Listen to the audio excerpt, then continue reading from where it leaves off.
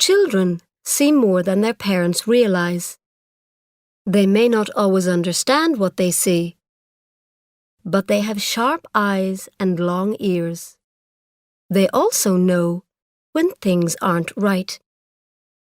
The daughter of this house is young enough to believe in Santa Claus at Christmas, but old enough to want to fight on her mother's side. My father takes me with him to places. He has artificial hips, so he needs me to open gates. To reach our house, you have to drive up a long, narrow road through a wood, open 2 lots of gates, and close them behind you, so the sheep won't escape to the road. I'm good at that sort of thing.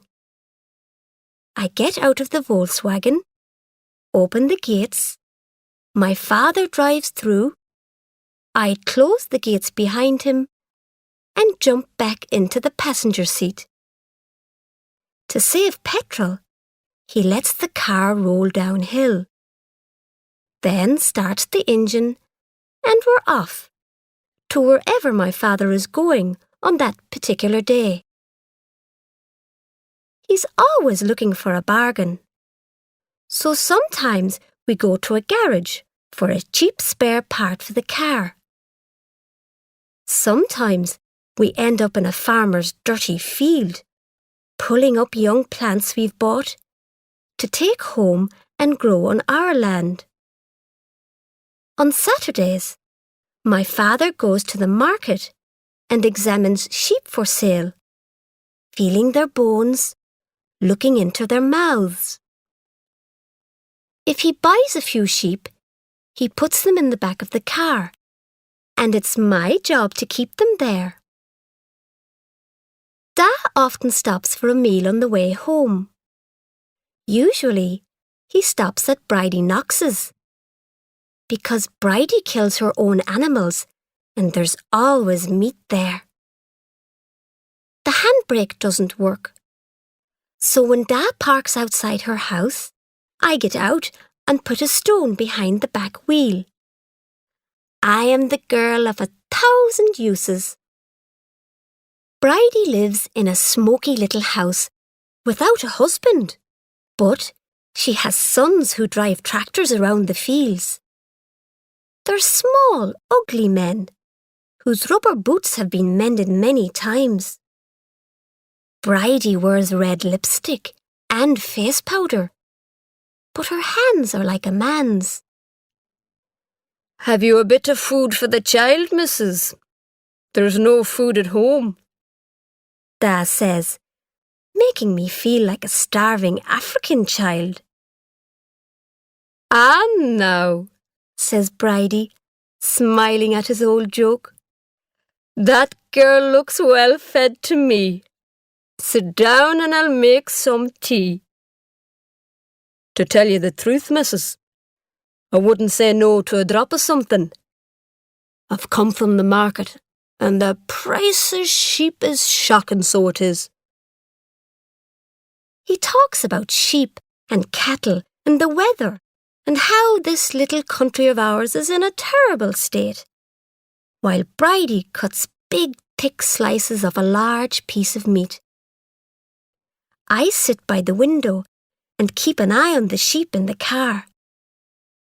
Da eats everything in sight, while I build a little tower of biscuits, lick the chocolate off, and give the rest to the sheepdog under the table. When we get home, I clean out the back of the car where the sheep have been. "Where did you go?" Mammy asks. I tell her all about our travels, while she and I carry heavy buckets of cattle feed across the yard. Da milks the cow. My brother sits in the sitting room beside the fire and pretends he's studying for his exams next year. My brother is going to be somebody, so he doesn't open gates or clean up dirt or carry buckets.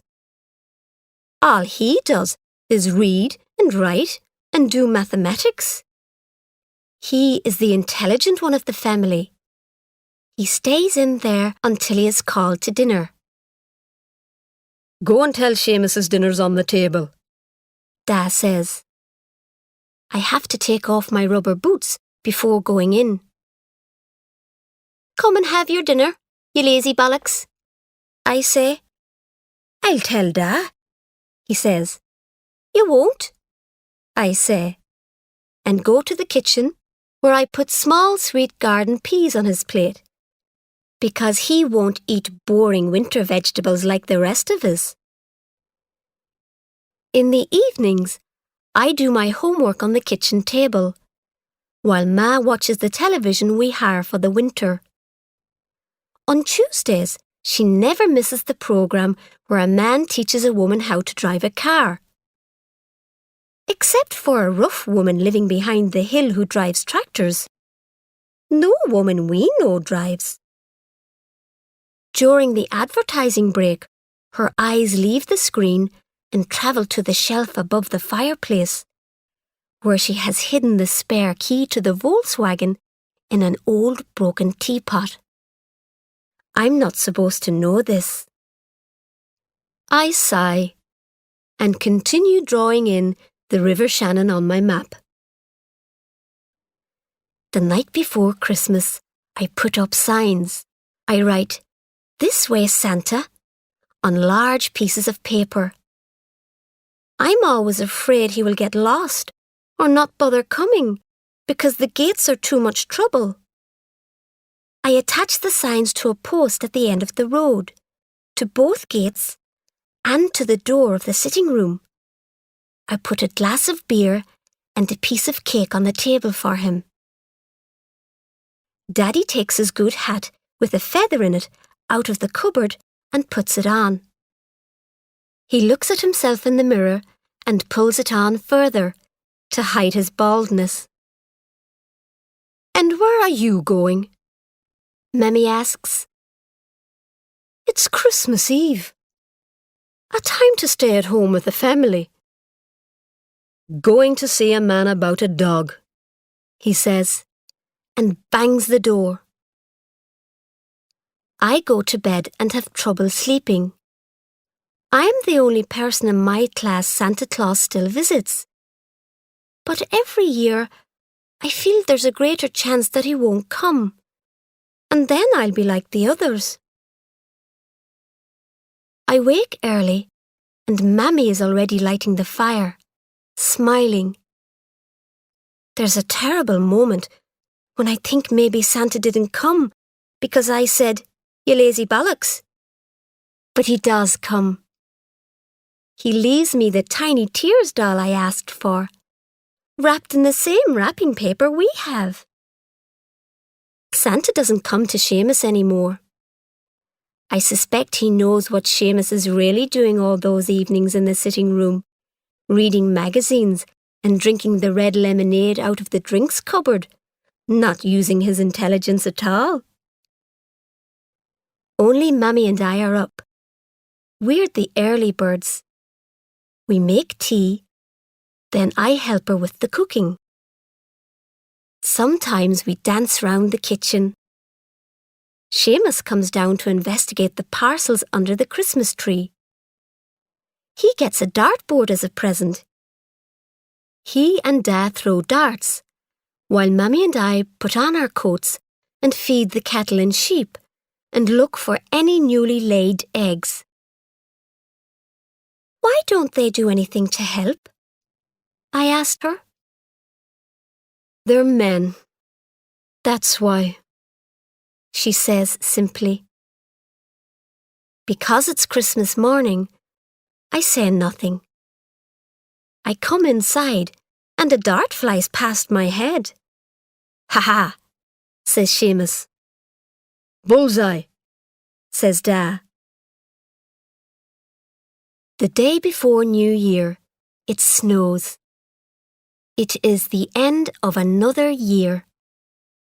I eat some leftover Christmas food for breakfast and fall asleep watching a film on the television. I get bored playing with my tiny tears doll, So I start playing darts with Seamus. When I get a good score, he calls it lucky. I've had enough of being a child. I wish I was big. I wish I could sit beside the fire and wait to be called to dinner. I wish I could sit behind the wheel of a car and get someone to open the gates for me. Vroom, vroom. I'd drive away fast. That night, we get ready for the village dance. Mammy puts on a dark red dress. She asks me to fasten her pearl necklace for her. She's tall and thin, but the skin on her hands is hard. I wonder if someday she'll look like Bridie Knox. Part man, part woman. Dad doesn't make any effort. I have never known him take a bath or wash his hair. He just changes his hat and shoes. Seamus wears a pair of tight black trousers and boots with big heels to make him taller. You'll fall over in your high heels, I say. We get into the Volkswagen, Seamus and me in the back. Although I washed the inside of the car, I can still smell sheep dirt. I hate this smell that drags us back to where we come from. Because there are no doors in the back of the car, it's Mammy who gets out to open the gates. I think she's beautiful, with her pearls around her neck and her red skirt flying out as she turns around. I wish Dad would get out.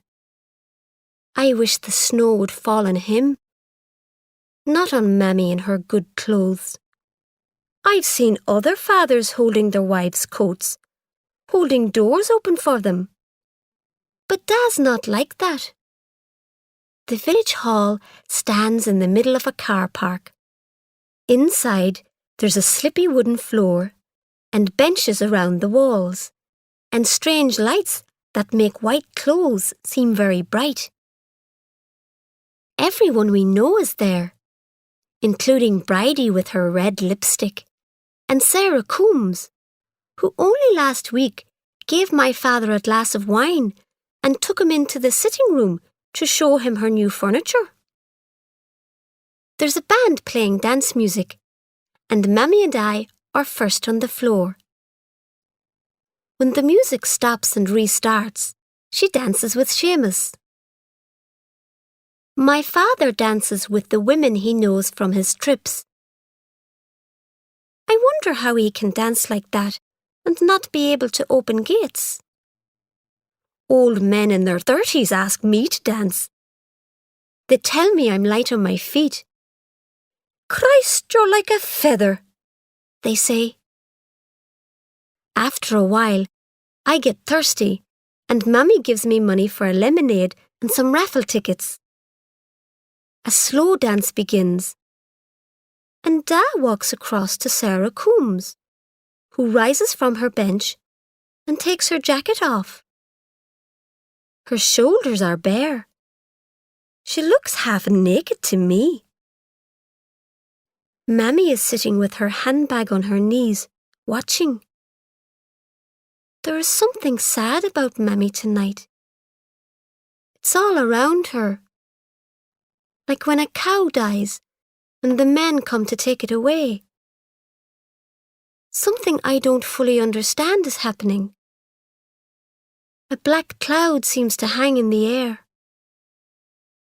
I offer her my lemonade, but she just drinks a little and thanks me.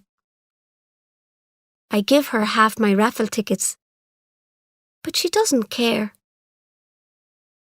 Da has his arms round Sarah Coombs, dancing close and slow. I go to find Seamus, who's smiling at a blonde I don't know. Go and dance with Sarah Coombs instead of Da, I say. Why would I do that? He asks. And you're supposed to be intelligent, I say. Bollocks, I walk across the floor and tap Sarah Coombs on the back. She turns, her wide belt shining in the light. "Excuse me," I say, like when you ask someone the time. She just giggles, looking down at me. "I want to dance with Daddy," I say. At the word Daddy, her face changes and she loosens her hold on my father. I take over and dance with him. He holds my hand tight, like a punishment. I can see my mother on the bench, reaching into her bag for a handkerchief. Then she goes to the ladies' toilets. There's a feeling like hatred all around Da. I get the feeling he's helpless. But I don't care. For the first time in my life, I have some power. I can take over, rescue, and be rescued. There's a lot of excitement just before midnight. Everybody's dancing, knees bending, handbags waving. The band leader counts down the seconds to New Year, and then there's kissing all round. My parents don't kiss. In all my life, back as far as I remember, I have never seen them touch. Once I took a friend upstairs to show her the house. "This is Mammy's room, and this is Daddy's," I said. "Your parents don't sleep in the same bed?" she said in amazement. That was when I suspected our family wasn't normal. The hall's main lights are switched on, and nothing is the same. People are red-faced and sweaty. Everything's back the way it is in everyday life. The band leader calls for quiet and says the raffle is about to take place. He holds out the box of tickets to the blonde that Seamus was smiling at. "Dig deep," he says. "First prize is a bottle of whiskey." She takes her time, enjoying the attention. "Come on," he says. "Christ, girl, it's not £1,000,000 we're offering." She hands him the ticket. "It's what colour would you say that is?" "It's a pink ticket. Number 725 and 3X429H. I'll give you that again." It's not mine, but it's close. I don't want the whiskey anyway. I'd rather have the box of afternoon tea biscuits that's the next prize. There's a general searching in pockets and handbags. He calls out the numbers a few times and is just going to get the blonde to pick another ticket when Mammy rises from her seat. Head held high, she walks in a straight line across the floor. A space opens in the crowd. People step to one side to let her pass. I have never seen her do this. Usually she's too shy, gives me the tickets, and I run up and collect the prize. "Do you like a drop of whiskey? Do you, missus?" the band leader asks, reading her ticket. "Sure it'd keep you warm on a night like tonight. No woman needs a man if she has a drop of whiskey. Isn't that right? 725, that's the one."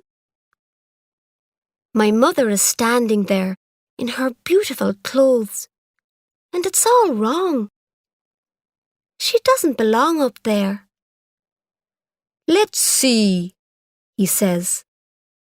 "Sorry, missus. The rest of the number's wrong. The husband may keep you warm again tonight. My mother turns and walks proudly back, with everybody knowing she thought she'd won. And suddenly, she is no longer walking, but running in the bright white light towards the door, her hair flowing out like a horse's tail behind her. Out in the car park, it's been snowing, but the ground is wet and shiny in the headlights of the cars that are leaving. Moonlight shines down on the earth. Ma, Seamus, and I sit in the car, shaking with cold, waiting for Da. We can't turn on the engine to heat the car because Da has the keys. My feet are as cold as stones. A cloud of steam rises from the window of the chip van. All around us, people are leaving, waving, calling out good night and Happy New Year. They're buying their chips and driving off. The chip van has closed down and the car park is empty when Da comes out. He gets into the driver's seat, starts the engine, and we're off. That wasn't a bad band, he says. Mammy says nothing. I said there was a bit of life in that band. Louder this time. Still Mammy says nothing. Da begins to sing, Far Away in Australia. He always sings when he's angry. The lights of the village are behind us now. These roads are dark. Da stops singing before the end of the song. Did you see any nice girls in the hall, Seamus? Nothing I'd be mad about. That blonde was a nice little thing. I think about the market, with all the men looking at the sheep and cattle. I think about Sarah Coombs, and how she always smells of grassy perfume when we go to her house. We have driven up the road through the wood. Da stops the car. He is waiting for Mammy to get out and open the gates. Mammy doesn't move. Have you got a pain? He says to her. She looks straight ahead. Can't you open your door or what? He asks. Open it yourself. He reaches over her and opens her door. But she bangs it shut. Get out there and open that gate, he shouts at me. Something tells me I shouldn't move. Seamus, he shouts. Seamus! None of us moves. Christ, he says. I am afraid. Outside, one corner of my "This way, Santa" sign has come loose. The sign is hanging from the gate. Da turns to my mother, his voice filled with hate. And you, walking up there in your best clothes in front of all the neighbours thinking you won first prize in the raffle. He laughs unpleasantly and opens his door.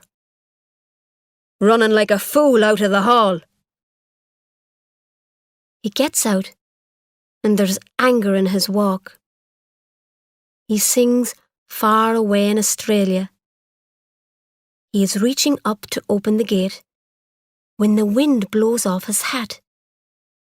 The gate opens. He bends to pick up his hat, but the wind blows it further away. He takes another few steps, but again it is blown just a little too far for him to catch it. I think of Santa Claus using the same wrapping paper as us. And suddenly, I understand. There is only one obvious explanation. My father is getting smaller. The car is rolling, slipping backwards. No handbrake. And I'm not out there, putting the stone in position. And that's when Mammy gets behind the wheel. She moves into my father's seat, the driver's seat, and puts her foot on the brake. We stop going backwards. And then, Mammy starts to drive. There's a funny noise in the engine for a moment. Then she gets it right, and we're moving. Mammy is taking us forward, past the Santa sign, past my father, who has stopped singing, through the open gate. She drives us through the snow-covered woods. When I look back, my father is standing there, watching our tail lights. The snow is falling on him, on his bare head, on the hat that he is holding in his hands.